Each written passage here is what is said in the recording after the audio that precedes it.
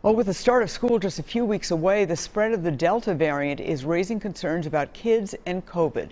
A short time ago, I spoke with pediatrician Dr. Hannah Lixon of Hennepin Healthcare. Take a look. And Dr. Lixon joins us now. Dr. Lixon, thank you so much for your time this morning. Oh, it's such a pleasure. All right, let's start out with what are you seeing when it comes to kids and COVID in your practice at Hennepin Healthcare? So what we're starting to see is more viral spread and more COVID in general among kids and adults in our community. Well, if they come to you, are these people being hospitalized, children being hospitalized and adults being hospitalized? So my practice is mostly taking care of adolescents and adults in the clinic. I certainly have colleagues who care for younger children, both in the clinic and in the hospital. And right now we are seeing kids both in the clinic and in the hospital testing positive for COVID. I had spoken to you before, and you mentioned that you're actually seeing some of these long-term impacts in children. Tell me about that. Yeah, it's something that we are still, from a scientific perspective, trying to learn more about and to get a better understanding of. The short-term impacts are, of course, the respiratory illness that sometimes does lead to hospitalization. Then there's that medium-term illness called MIS-C, which is an inflammatory process that can get kids very sick as well. But what we do see and we're still learning about are these longer term, 6 weeks to 6 months, ways that kids are affected. So 6 months after, in their recovery, they're still having symptoms or problems. Yeah, and it's different for everybody, and that's what makes it hard to characterize. But certainly we see a lot of the same symptoms that adults can have. So that brain fog or trouble exercising because heart rates go really high, decreased exercise tolerance or lung disease, that is happening in kids too. Okay. Now you are a mom, you've got 2 kids, 5 and 7, a boy and a girl, who are too young to get vaccinated. If they were old enough to get vaccinated, would you get them vaccinated? Oh my gosh, yes, in a heartbeat. I'm just counting down the days until they're eligible. Okay, and hopefully that vaccine will be coming. Let me ask you this, though. State figures show that only 35% of 12 to 15-year-olds have been fully vaccinated in Minnesota. 48% of 16 to 17-year-olds have.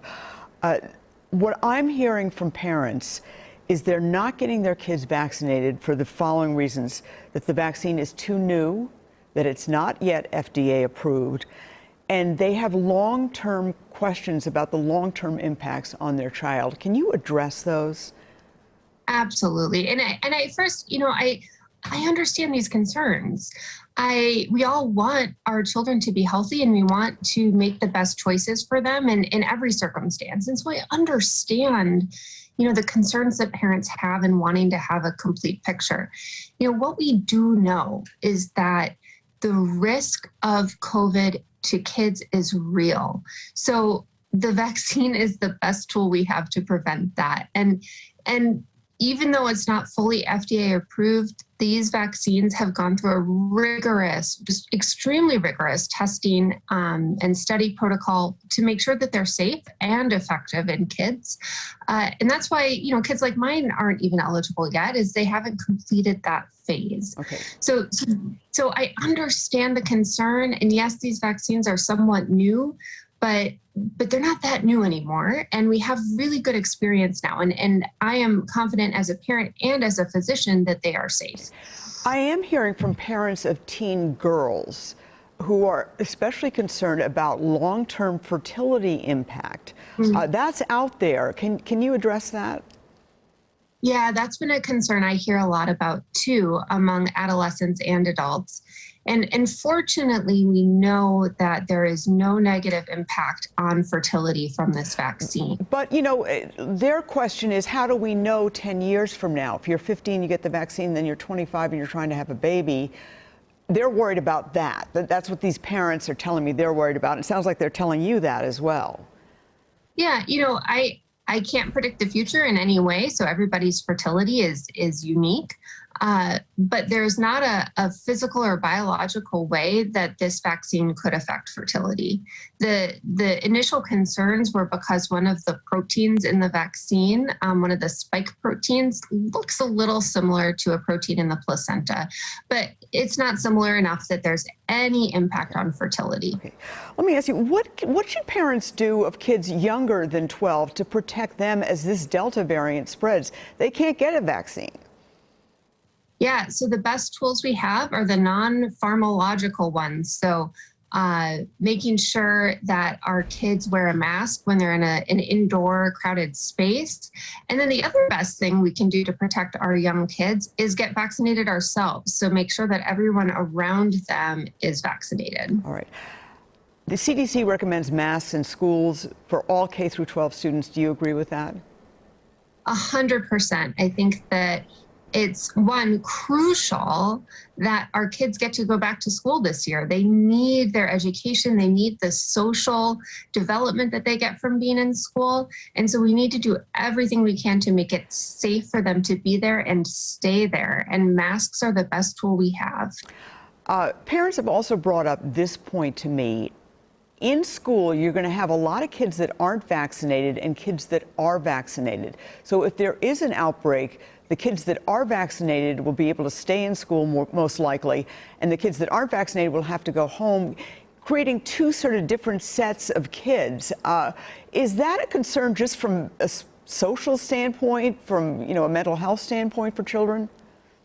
Yeah, I absolutely share that concern, and I think we haven't ever been in this scenario before, at least in my lifetime or my career. And so yeah, the kids who are unvaccinated or in schools where masks are not mandated, kids who aren't wearing a mask or aren't vaccinated and have an exposure or get sick are going to have to be home longer than those kids who have that protection. Okay, and that obviously is going to be an impact on them. Let me ask you, masks for the rest of us. Should we be wearing masks indoors and out? Yeah, so at this point, we are seeing people who are vaccinated contract COVID with the new Delta variant. Fortunately, if you're vaccinated, your likelihood of getting very sick is really low. But there is a potential to transmit it to others. So like in my case, even though I'm vaccinated, even if I get, a bad cold from the virus, I could still transmit it to my kids who are not vaccinated or to a patient or a family member who is at higher risk. And so I certainly wear a mask when I'm in an indoor space with people I don't know. As far as being in an outdoor space, especially where you can have some distance between people, I think it's fine to continue going without a mask, regardless of vaccination status. All right, and that came out from the CDC last week. Vaccinated people can spread the COVID-19, which is something that they had indicated before they didn't think could happen. And so that's another scary step in this whole process. Dr. Lixon, thank you so much for your time. We really appreciate it. Oh, it's just a pleasure to be here. Thank you.